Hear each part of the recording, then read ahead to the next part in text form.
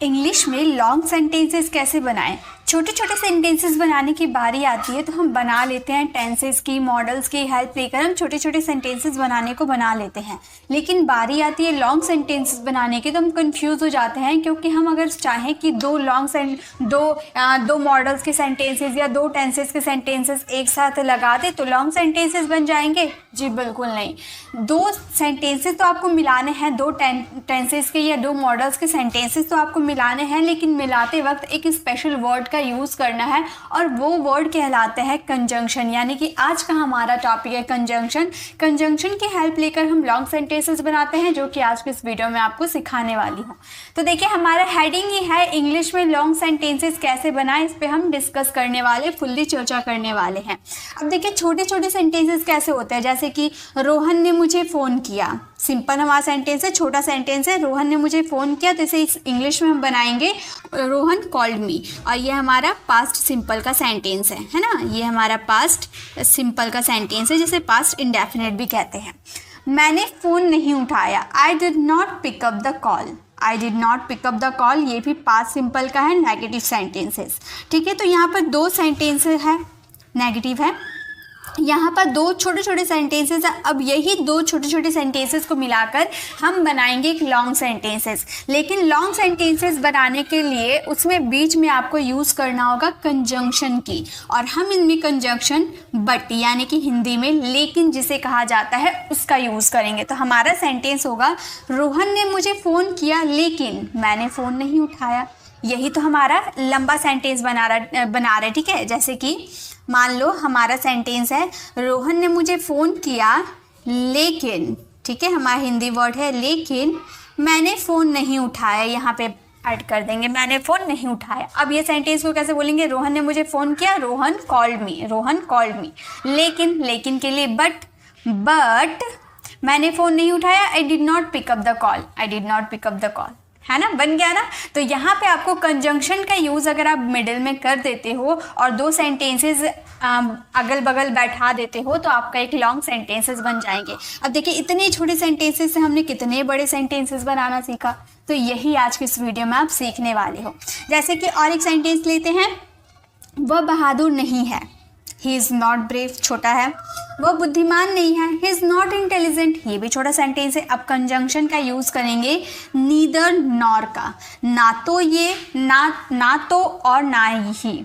ठीक है, ना तो ये ना तो वो, ऐसे आप कह सकते हो। ठीक है, नेदर और नॉर। जैसे कि हम ये सेंटेंसेस को लॉन्ग कैसे बनाएंगे, ना तो वो बहादुर है ना ही बुद्धिमान। हमारा सेंटेंस हो जाएगा ना तो वह बहादुर है, ना तो वह बहादुर है और ना ही बुद्धिमान, ना ही बुद्धिमान। बात तो वही हुआ ना कि वो बहादुर भी नहीं है, बुद्धिमान भी नहीं है। बोलने का तरीका हमारा चेंज हो गया है, लेकिन सेंटेंस तो वही है कि ना तो वो बहादुर है यानी कि वो बहादुर नहीं है, और ना ही बुद्धिमान यानी कि वो बुद्धिमान नहीं है।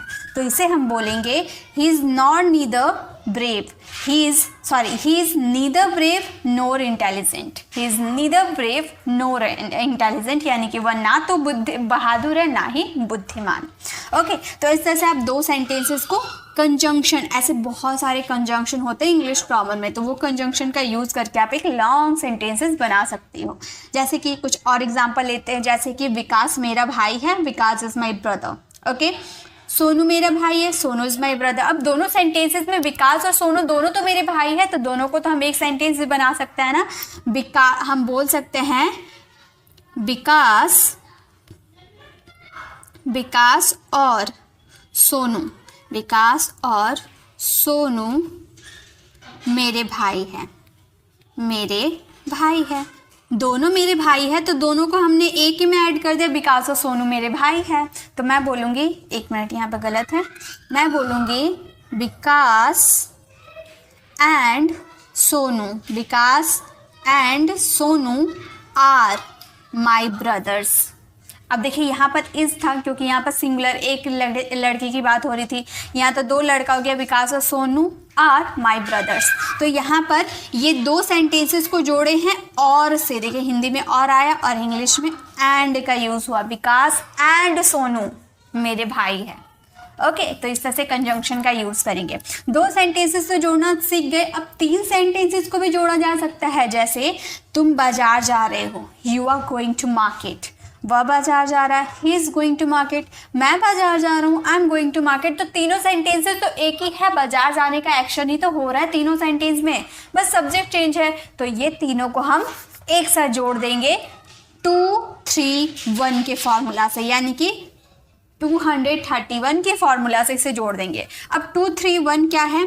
2 यानी कि सेकेंड पर्सन, 2 यानी कि सेकेंड पर्सन, 3 यानी कि थर्ड पर्सन, थर्ड पर्सन, और 1 यानी कि फर्स्ट पर्सन। ठीक है, 231 second person, third person, first person. Second person क्या होता है? सेकेंड पर्सन यू होता है ना, है ना, सेकेंड पर्सन यू होते हैं। Third person singular he, she, it ऐसे होता है ना, तो यहाँ पे थर्ड पर्सन सिंगुलर क्या है? ही है, यानी कि ही होगा। एंड फर्स्ट पर्सन होते हैं हमेशा आई और वी, तो यहाँ पर तो आई है तो हमने आई का यूज़ किया। ठीक है, तो यहाँ पर 231 फॉर्मूला हमने यूज़ किया, यू, ही, आई, यानी कि जब इसको आप एक साथ ज्वाइन करोगे ना, सबसे पहले आपको यू का यूज़ करना होगा, देन ही का, देन आई का, यानी कि सबसे पहले आपको सेकेंड पर्सन का यूज़ करना, देन थर्ड पर्सन, लास्ट में आपको फर्स्ट पर्सन। तो देखिए you, he and I are going to market. Are क्यों यूज़ किया? क्योंकि यहाँ पर 3 व्यक्ति है, प्लूरल हो गए, दैट्स वाई हमने यहाँ पर आर का यूज़ किया। ये बात समझ में आई? यहाँ भी और का यूज़ किए हैं, इसीलिए एंड आया है यहाँ पर हमारा कंजंक्शन। तो 231 यानी कि second person, third person and first person को मिला के हम लोगों ने ये सेंटेंसेस को बनाया। तो ये फॉर्मूला याद रखिएगा 231 का, 3 सेंटेंसेस जब जोड़ेंगे तब। ओके, तो ये क्लियर हो गया। चलिए आगे देखते हैं। अब हम कुछ कंजंक्शन की प्रैक्टिस करते हैं। जैसे कि फर्स्ट कंजंक्शन है हमारा बट। बट का मतलब होता है लेकिन, पर, बजाय के या इसके अलावा। ठीक है, जैसे मैं गरीब हूँ पर ईमानदार हूँ, मतलब गरीब तो हूँ पर ईमानदार हूँ, तो मैं बोलूँगी I am poor but honest. I am poor but honest, but यानी कि लेकिन। ओके, लेकिन, पर, इसके सेंस में हमने बट का यूज़ किया। रोहन बर्गर के अलावा कुछ भी खा सकता है, के अलावा, है ना। तो यहाँ पर एक तरह से ये बात की गई है कि रोहन बर्गर नहीं खा सकता और कुछ भी खा सकता है। बात तो यही है ना, रोहन बर्गर के अलावा, यानी कि रोहन बर्गर नहीं खा सकता, उसके अलावा सब कुछ खा सकता है। तो यहाँ पर एक तरह से ये अलावा में ना आपका एक तरह से नहीं का जिक्र किया गया है, लेकिन वो इनविजिबल है, और यहाँ भी नॉट हमारा इनविजिबल है। ओके, लेकिन इसके अलावा मतलब रोहन बर्गर के अलावा, यानी कि बर्गर नहीं खाता है, उसके अलावा कुछ भी खा सकता है। तो बोलेंगे Rohan can eat anything, Rohan can eat anything but burger, burger को छोड़कर, बर्गर के अलावा। ओके, अब नेक्स्ट हमारा कंजंक्शन है बिकॉज। बिकॉज का मतलब होता है क्योंकि। अब ऐसे सेंटेंस तो बहुत बोलते हैं कि मुझे उस पर विश्वास है क्योंकि वह सच बोलता है, या फिर मैं उसके घर गया था क्योंकि मुझे उससे मिलना था, मैंने उसे कॉल किया क्योंकि मैं उससे बात करना चाहती थी। तो क्योंकि तो बहुत ज़्यादा यूज़ किया जाता है, तो क्योंकि यानी कि बिकॉज का यूज़ करेंगे। जैसे मुझे उस पर विश्वास है क्योंकि वह सच बोलता है, आई ट्रस्ट हिम, मुझे उस पर विश्वास है, बिकॉज क्योंकि ही स्पीक्स द ट्रूथ, वह सच बोलता है, he speaks the truth. Okay, next conjunction है until। until का मतलब होता है जब तक। टाइम के कॉन्टेक्स्ट में जब हम टाइम की बात करेंगे, जब तक के सेंस में until का यूज़ करेंगे। जब तक मैं घर नहीं आती तुम कहीं नहीं जाओगे, यानी कि जिस टाइम तक मैं घर नहीं आती तुम कहीं नहीं जाओगे। तो यहाँ पर टाइम के कॉन्टेक्स्ट में यूज़ किया गया है until का। हम बोलेंगे यू वॉन्ट गो एनीवेयर, तुम कहीं नहीं जाओगे। ठीक है, until I get home, until I get home, जब तक मैं घर नहीं आ जाती। ओके, तो अब बोलोगे मैम यहाँ तो नहीं है, आपने नॉट का यूज़ कहाँ किया है? तो गाइस ये जो until है ना, एक तरह से इसमें भी आपका नेगेटिव छुपा है, और यहाँ पर हमने नॉट का यूज़ एक जगह कर दिया ना, तो दोबारा हम करने का ज़रूरत नहीं होता है। ठीक है, चलिए, तो until समझ में आ गया। याद रखिए टाइम के कॉन्टेक्स्ट में हम until का यूज़ करेंगे। अब वैसे ही unless का भी यूज़ जब तक के सेंस में किया जाता है, लेकिन कंडीशन के कॉन्टेक्स्ट में किया जाता है, इसमें टाइम नहीं होता है। जैसे कि जब तक तुम धूम्रपान नहीं छोड़ते तुम स्वस्थ नहीं हो सकते, एक शर्त है, एक कंडीशन है कि जब तक तुम धूम्रपान नहीं छोड़ते तुम स्वस्थ नहीं हो सकते। ठीक है, तो हम बोलेंगे you will not get well, you will not get well unless you stop smoking. तुम नहीं छोड़ते, नहीं यानी कि अनलेस में ही आपका नॉट छुपा हुआ है। You will not get well, तुम स्वस्थ नहीं हो सकते अनलेस, जब तक यू स्टॉप स्मोकिंग, तुम स्मोकिंग करना बंद नहीं कर देते या फिर छोड़ नहीं देते। ओके, नेक्स्ट हमारा सिंस। सिंस का मतलब चूंकि भी होता है, क्योंकि भी होता है। इसका यूज़ लेकिन आगे में होता है। देखिए, एक आपका बिकॉज का यूज़ आपका मिडिल में होता है ना, लेकिन सिंस का यूज़ आपका हमेशा स्टार्टिंग में होता है। क्योंकि मैं वहाँ नहीं जा रहा था, since I wasn't going there, since I was not going there, क्योंकि मैं वहाँ नहीं जा रहा था, या फिर चूंकि मैं वहाँ नहीं जा रहा था, since I was not going there. Okay, next हमारा है एंड येट। एंड येट यानी कि फिर भी, एंड येट यानी कि फिर भी। रोहन ने बहुत पढ़ाई की फिर भी वह पास नहीं हो पाया। रोहन ने बहुत पढ़ाई की फिर भी वो पास नहीं हो पाया। रोहन स्टडीड अ लॉट, उसने बहुत पढ़ाई की। Rohan studied a lot and yet he could not pass the exam, लेकिन वह पास नहीं हो पाया। He could not pass the exam. Okay, तो एंड येट यानी कि फिर भी। ओके, चलिए आगे देखते हैं। नेक्स्ट है हमारा सो दैट। सो दैट का मतलब होता है ताकि। मैं पढ़ाई करूँगा ताकि मैं पास हो सकूँ, रोज़ योगा करो ताकि तुम स्वस्थ रहो। ओके, तो ताकि यानी कि सो दैट। जैसे रोज़ योगा करो ताकि तुम स्वस्थ रहो, do yoga daily so that you stay healthy. So that यानी कि ताकि, do yoga daily so that you stay healthy. Next है हमारा और का मतलब होता है या। ऑप्शन के कॉन्टेक्स्ट में, यानी कि दो चीज़ में से एक। जैसे कि मेरे पास चाय भी है, कॉफ़ी है, और मैं आपसे पूछूंगी आप क्या लेना चाहते हैं, चाय या कॉफ़ी, यानी कि दोनों चीज़ आपको नहीं मिलेगी, दोनों में से एक ही चीज़ मिलेगी। दोनों ऑप्शन में से एक ही ऑप्शन आपको सिलेक्ट करना है, चाय लो या कॉफ़ी लो। ठीक है, तो ऑप्शन के कॉन्टेक्स्ट में और का यूज़ होता है। क्या तुम्हें चाय चाहिए या कॉफ़ी, यानी कि तुम चाय चाहते हो या ना कॉफ़ी, दोनों में से एक ही मिलेगा।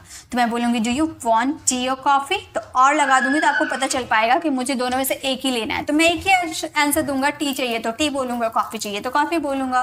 ओके, तो डू यू वांट टी और कॉफ़ी। नेक्स्ट है ईदर और। ईदर और का मतलब दोनों में से एक, या तो ये या तो वो। ठीक है, जैसे या तो रोहन या तो राहुल उस कमरे में है, दोनों नहीं है, या तो रोहन या तो राहुल उस कमरे में है। इधर रोहन और Rahul is in that room. इधर रोहन और Rahul is in that room.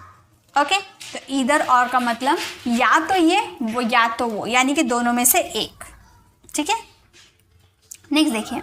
Next है नीदर नॉर। नीदर नॉर का मतलब होता है दोनों में से कोई भी नहीं। जैसे कि ईदर और का मतलब दोनों में से एक, और नीदर नॉर का मतलब दोनों में से कोई नहीं, ना तो ये ना तो वो। ठीक है, ना तो मैं डांस कर सकता हूँ ना ही गाना गा सकता हूँ, मतलब दोनों में से कोई क्वालिटी मेरे में नहीं है, दोनों काम में से कोई काम नहीं कर सकता हूँ। तो मैं बोलूँगी neither I can dance nor I can sing.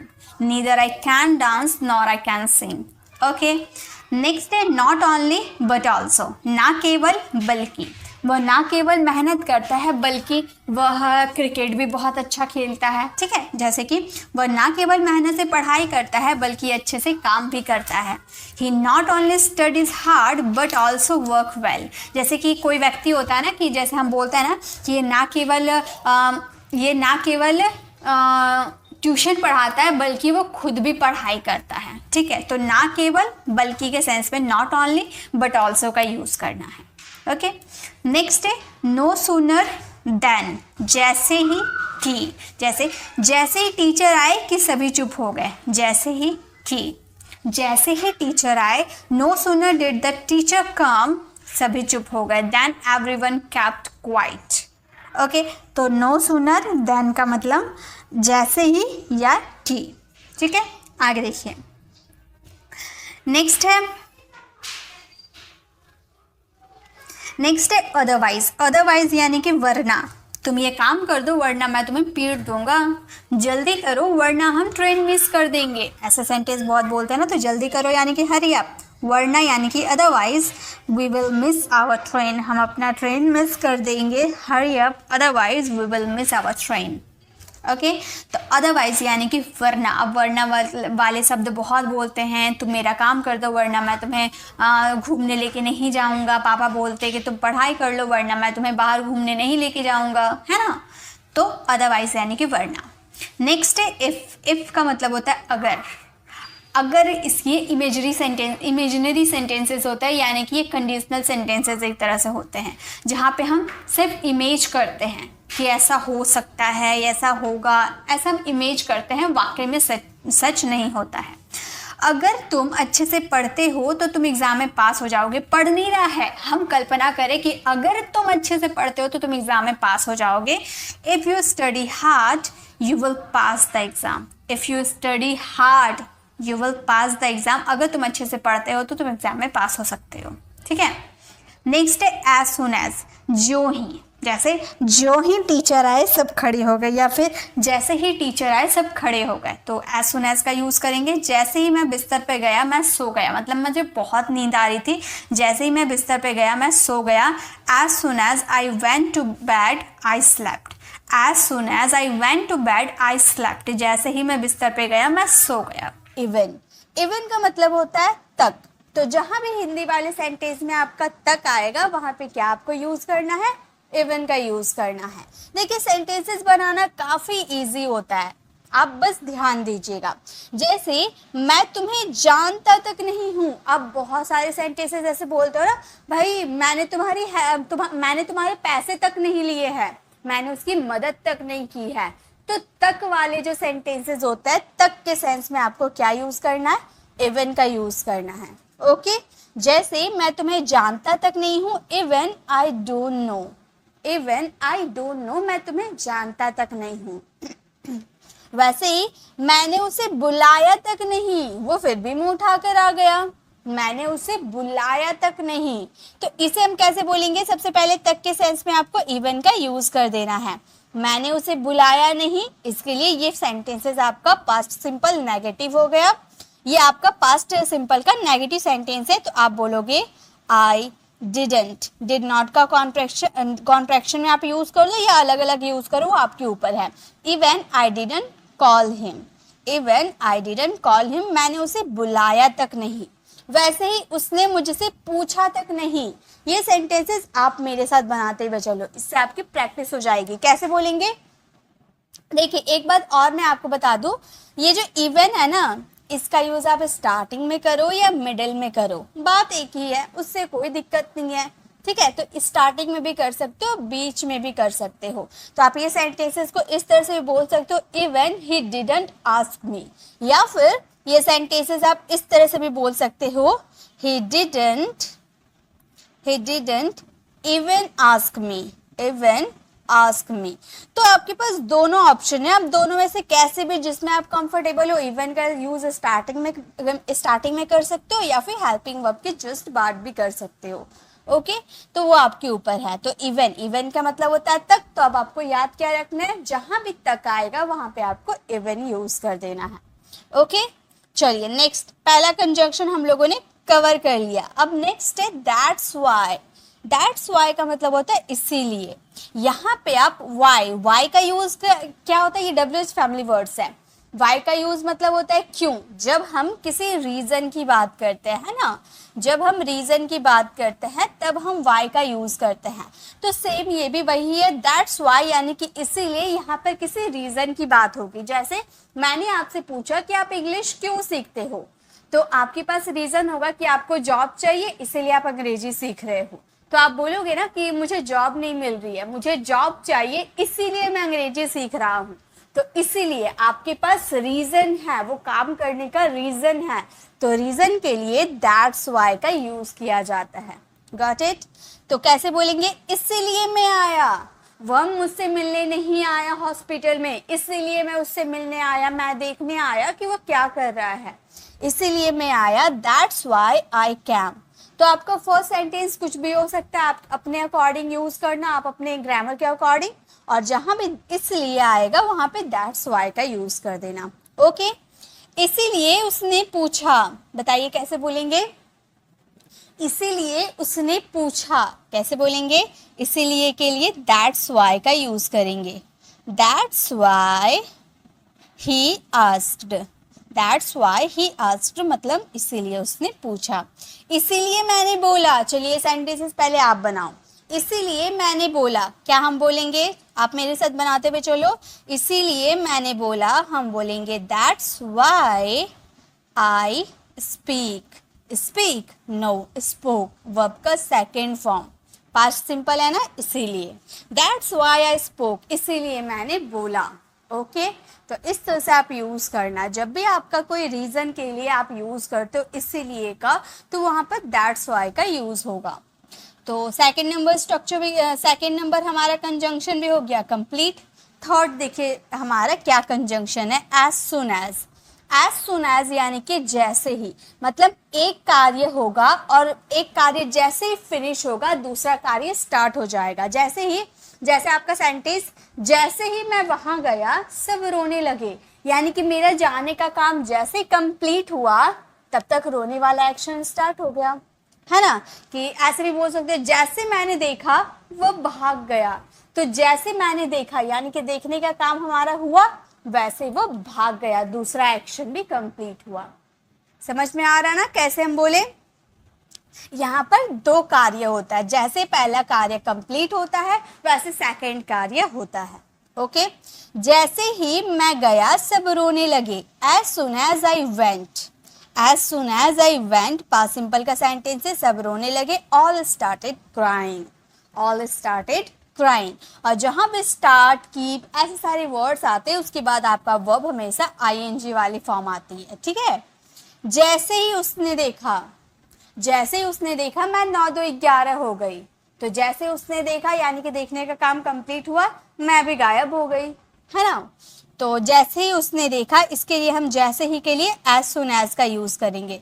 हम बोलेंगे as soon as he saw.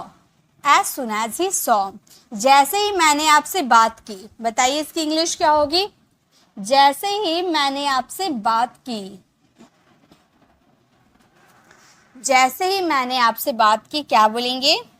हम बोलेंगे एज सुन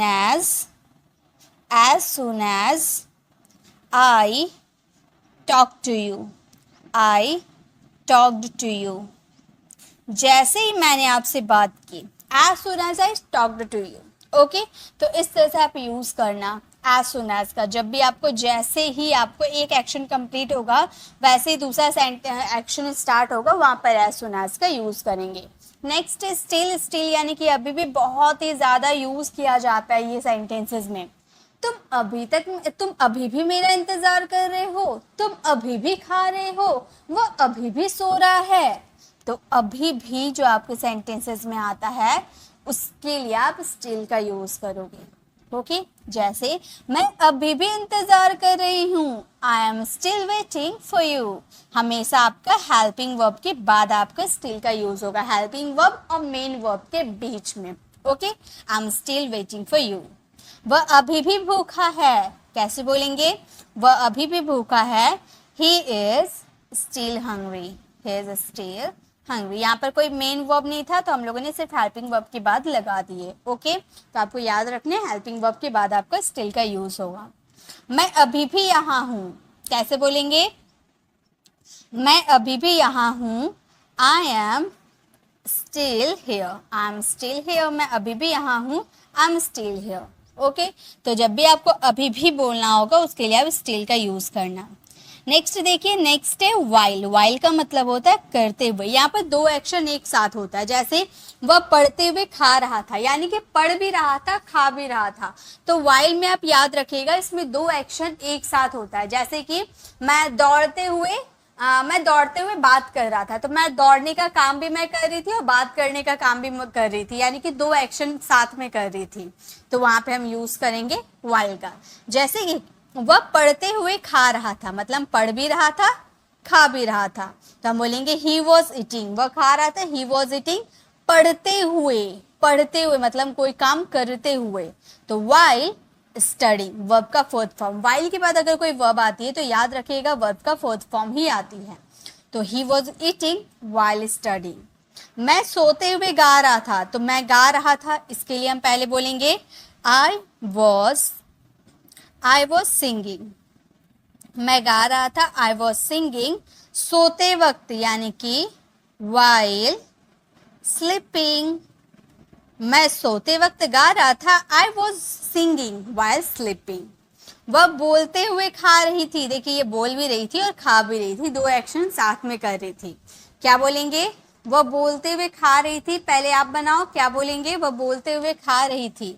हम बोलेंगे she was eating while speaking, she was eating while speaking, वह बोलते हुए खा रही थी, she was eating while speaking। तो जब भी आप कोई काम करते हुए दूसरा काम आप करते हो तो वहां पे आप while का यूज करना वर्ब के फोर्थ फॉर्म के साथ। Got it? चलिए आगे देखते हैं। नेक्स्ट हमारा है दैट्स वेयर। दैट्स वेयर यानी कि वही तो। और वेयर का यूज कहाँ होता है? ये WH फैमिली वर्ड्स है। वेयर का यूज प्लेस के लिए होता है, वैसे ही दैट्स वेयर का भी यूज प्लेस के लिए होता है। जैसे आपने अपने दोस्त से पूछा तुम अंग्रेजी कहाँ सीखते हो, तो आप बोले मैं तो अंग्रेजी वहीं सीखता हूँ जहाँ आप सीखते हो। तो वहीं सीखता हूँ, वहीं तो हम खड़े थे, वहीं तो हम अंग्रेजी सीख रहे थे, वहीं तो राहुल रहता है। वही तो यानी कि जब आप किसी प्लेस की बात करोगे और वही तो आपके हिंदी वाले सेंटेंस में आएगा, यही तो, वही तो, जो भी। बट अगर आप प्लेस की बात करोगे तो दैट्स वेयर का यूज होगा। ओके, वही तो हम खड़े थे, that's where we were standing, that's where we were standing. वहीं तो मैं जा रहा था, वहीं तो मैं जा रहा था, तो बोलेंगे दैट्स वेयर, दैट्स वेयर, वहीं तो के लिए दैट्स वेयर मैं जा रहा था, आई वॉज गोइंग, मैं जा रहा था, आई वॉज गोइंग, वहीं तो मैं जा रहा था, that's where I was going. Okay, तो इस तरह से दैट्स वेयर का यूज करेंगे। नेक्स्ट है वहीं तो मैं पढ़ता हूँ, वहीं तो मैं पढ़ता हूँ, इसकी इंग्लिश क्या बनेगी जल्दी से बताइए। वहीं तो मैं पढ़ता हूँ, वहीं तो के लिए क्या बोलेंगे? That's where. हम बोलेंगे दैट्स वेयर मैं पढ़ता हूँ, I read, that's where I read, वहीं तो मैं पढ़ता हूँ, दैट्स वेयर आई रीड। तो दैट्स वेयर जब आप प्लेस की बात करोगे तब वहां पर दैट्स वेयर का यूज करना। सो नेक्स्ट है हमारा ईदर। ईदर का मतलब होता है वो भी। मान लो आपका फ्रेंड राहुल का बर्थडे पार्टी है, ठीक है, तो आपका फ्रेंड आपको इनवाइट किया था बट आप गए नहीं। नेक्स्ट डे जब आप स्कूल गए तब आपका फ्रेंड आपसे बोल रहा था कि आप तो नहीं आए, वो भी नहीं आया, मतलब आपका कोई दूसरा फ्रेंड था तो आप उसे बोल रहे हैं तो आप तो नहीं आए, वो भी नहीं आया, यानी कि आप भी ये काम नहीं किए, वो भी ये काम नहीं किया। तो ये वाला सेंटेंस के लिए ईदर का यूज होता है। जैसे वह भी नहीं आया, आप तो नहीं आए, वह भी नहीं आया, तो वह भी यानी कि he didn't come either, वह भी नहीं आया, he didn't come either। मुझे भी वो पसंद नहीं है, मतलब आपको तो पसंद नहीं है, मुझे भी वो पसंद नहीं है। ठीक है, समझ में आ रहा है ना आपका मीनिंग कैसे निकल रहा है? मतलब मुझे तो पसंद नहीं है, आपको तो पसंद नहीं है, मुझे भी वो पसंद नहीं है। तो इसके लिए हम क्या बोलेंगे? हम बोलेंगे आई डोंट लाइक, और इधर का यूज हमेशा लास्ट में होता है, ठीक है। आई डोंट लाइक दैट इधर, आई डोंट लाइक दैट इधर, मुझे भी वो पसंद नहीं है, आई डोंट लाइक दैट इधर। मैं वो भी नहीं करूँगा, मतलब मैं खाना तो नहीं बनाऊंगी, मैं वो भी नहीं करूंगी जो मुझे आपने काम दिया, तो मैं वो भी नहीं करूंगी। इसके लिए ईदर का यूज करेंगे। हम बोलेंगे I want do that, I want do that either, I don't do that, I want do that either. Okay, मतलब मैं वो भी नहीं करूंगी।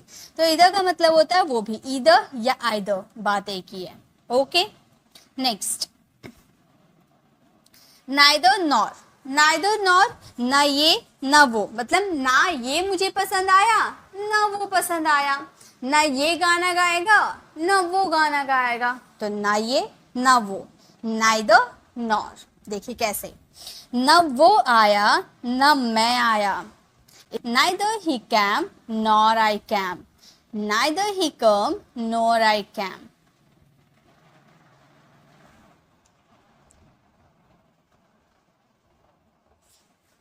neither he came nor I came. Okay, ना मैंने खाया ना उसने खाया, ना मैंने खाया ना उसने खाया, हम बोलेंगे neither I ate, neither I ate nor he ate.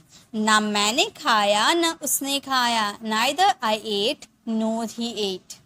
ना मैंने बोला ना उसने बोला, ना मैंने बोला ना उसने बोला, तो बोलेंगे neither I said, neither I said nor he said,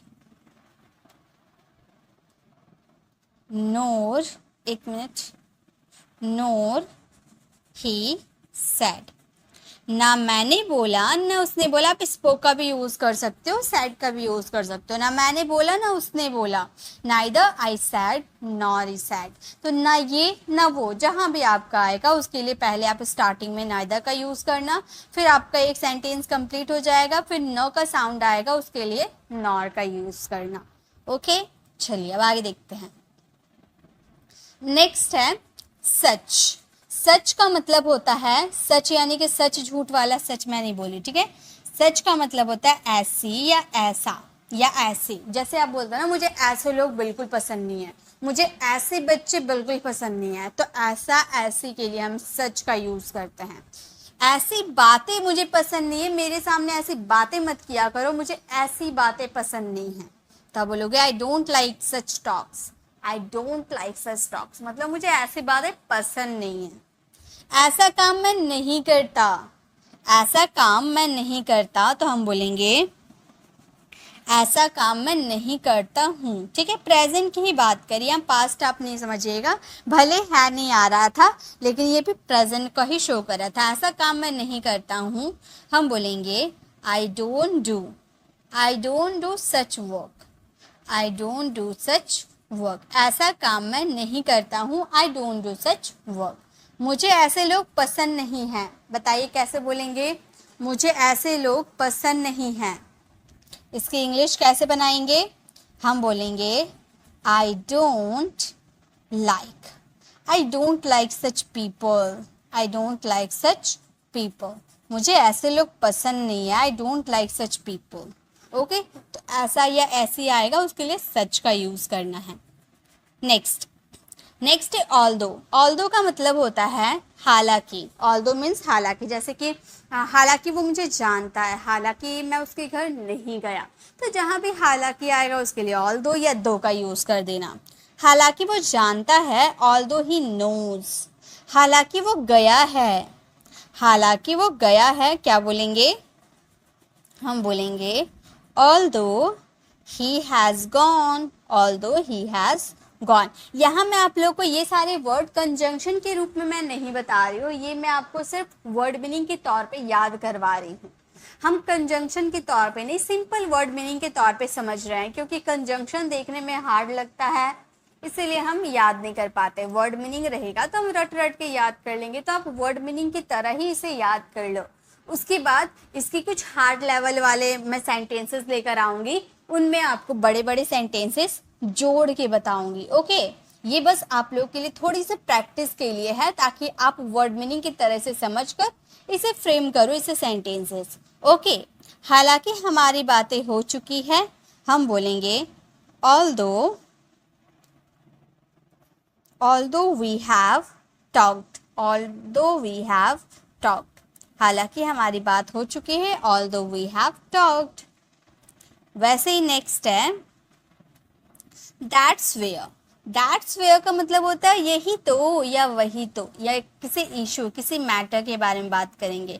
ये मैंने आपको, ये शायद हाँ ये हम लोगों ने एडवांस इंग्लिश स्ट्रक्चर वाली वीडियोस में देखा है। दैट्स व्हाट, कोई इशू, कोई मैटर की बात करेंगे तब हम यूज़ करेंगे। जैसे यही तो मैंने बोला, मतलब कोई बात है, ठीक है, कोई बात है, तो आप, कोई दूसरा पर्सन आपको वो बात बता रहा है, तो आप बोल रहे यही तो मैंने रोहन को समझाया था, मतलब यही बात तो मैंने रोहन को समझाया था। ओके, तो यही तो मैंने बोला, that's what I said, that's what I said, यही तो वह बोल रहा था, यही तो वो बोल रहा था, मतलब कोई इशू है, कोई बात है, कोई मैटर है, उसके बारे में यही तो या वही तो के लिए दैट्स व्हाट का यूज करेंगे। That's what he was speaking, that's what he was speaking. वही तो मैं बोल रहा था, that's what he was speaking. वही तो मैंने उससे कहा था, वही तो मैंने उससे कहा था, तो बोलेंगे that's what, that's what I told him, that's what I told him। वही तो मैंने उससे कहा था, that's what I told him।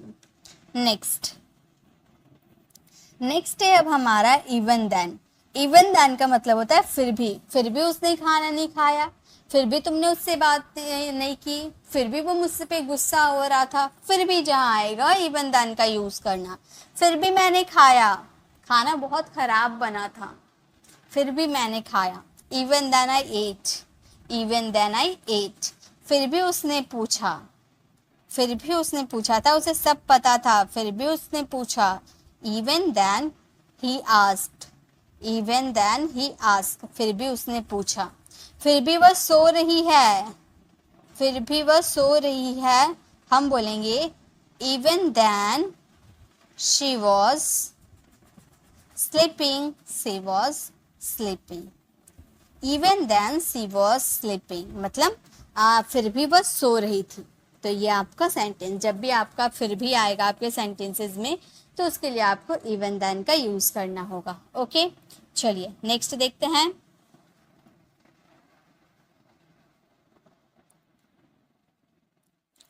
अब है as good as। as good as का मतलब होता है उतना अच्छा जितना, उतना अच्छा जितना। जैसे क्या तुम मेरे जैसे बाइक चला सकते हो, मतलब जितनी अच्छी तरह से मैं चला सकती हूँ, क्या तुम उतने अच्छे से चला सकते हो, ऐसा अगर आपको बोलना हो तो as good as का यूज करना। ओके, जैसे क्या तुम मेरे जैसे बाइक चला सकते हो, can you ride bike as good as I can, मतलब जितनी अच्छी मैं चला सकती हूँ क्या तुम उतनी अच्छी चला सकते हो। Can you ride bike as good as I am. वह इतनी अच्छी अंग्रेजी बोल सकता है जितनी मैं, वह इतनी अच्छी अंग्रेजी बोल सकता है जितनी मैं, तो हम बोलेंगे वह अंग्रेजी बोल सकता है। ही can speak English, he can speak English. as good as जितना मैं, यानी कि आई कैन मतलब जितना मैं बोल सकती हूँ, जितना मेरी अंदर एबिलिटी है। ओके, तो he can speak English as good as I can, जितना अच्छा मैं अंग्रेजी बोल सकती हूँ उतना अच्छा वो भी अंग्रेजी बोल सकती है। नेक्स्ट है एज फार एज, यानी कि जहाँ तक। जैसे आप बोलते हो ना, जहाँ तक मैं जानता हूँ रोहन 12 पास है, जहाँ तक मैं जानता हूँ कि रोहन या घर पे नहीं है, तो जहाँ तक यानी कि एज फार एज। जहाँ तक मैं जानता हूँ वो पढ़ता है, आपको कंफर्म नहीं है कि वो पढ़ता है या नहीं, आप अपनी बात बता रहे हो कि जहाँ तक मैं जानती हूँ वो पढ़ता है। As far as I know he studies, as far as I know he studies. जहाँ तक वो जानता है हम खेलते हैं, जहाँ तक वो जानता है यानी कि एज फार एज वो जानता है, ही नोज। हम खेलते हैं यानी कि वी प्ले। हमारा सेंटेंस हो गया, जहाँ तक वो जानता है हम खेलते हैं। As far as he know, he knows. Okay, he knows. As far as he knows we play. Okay, तो जब भी आपको जहाँ तक बोलना हो कि जहाँ तक आप ये जानते हो, जहाँ तक ये आपको पता है, उसके लिए आप एज फार एज का यूज करना। नेक्स्ट है वेदर और। वेदर और का मतलब होता है चाहे करे या ना करे, चाहे वो आए या ना आए, मैं तो जाऊंगा। तो ऐसे आपका सेंटेंस आता है ना, चाहे, चाहे वो आए या ना आए, ठीक है। तो वेदर और, मैं तो जाऊंगा, तो इसका सेंटेंस वेदर ही कम्स, ठीक है। Whether he comes or not I will, whether he comes or not I will go, whether he comes or not I will go. चाहे वो आए या ना आए मैं तो जाऊंगा, चाहे वो देखे या ना देखे मैं तो देखूंगा। तो इसके लिए हम बोलेंगे whether they watch, whether they watch or not I will और नॉट आई विल। हमारा सेंटेंस है चाहे वो देखे या ना देखे मैं तो देखूंगा, वेदर दे वॉच और not I will. Okay, I will watch कर सकते हो लेकिन दो बार एक ही वर्ब को यूज मत करना। एक ही बार वर्ब आपने यूज कर दिया ये काफी है, ठीक है, एक बार आपने यूज कर दिया ये भी काफी है। चलिए आगे देखते हैं। नेक्स्ट है as long as. As long as यानी कि जब तक मैं यहाँ हूँ तुम्हारा कोई नहीं बिगाड़ सकता, तुम्हारा कोई भी कुछ बिगाड़ नहीं सकता। जब तक मैं वहां हूँ तुम्हें कोई हाथ तक लगा के दिखा नहीं सकता। तो जब तक यानी कि एज लॉन्ग एज, जब तक मैं यहाँ हूँ तुम कहीं नहीं जाओगे। मम्मी ने स्ट्रिक्ट परमिशन दिया है, जब तक मैं यहाँ हूँ तुम कहीं नहीं जाओगे। As long as I am here, as long as I am here, जब तक मैं यहाँ हूँ तुम कहीं नहीं जाओगे। You won't go anywhere, you won't go anywhere.